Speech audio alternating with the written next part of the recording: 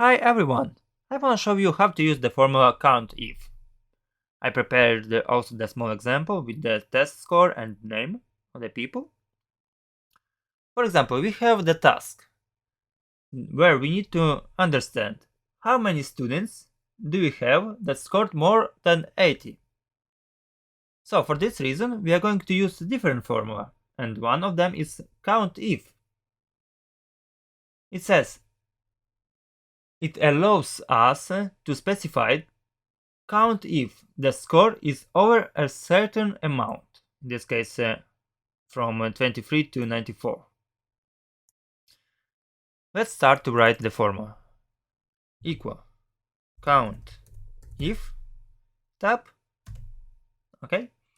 As you can see, we have two arguments. The first one is range and the second one is criteria.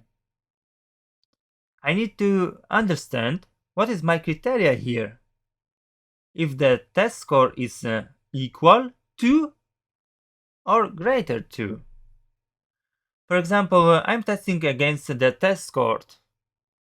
This will be from the cell C9, 90, to the cell C18.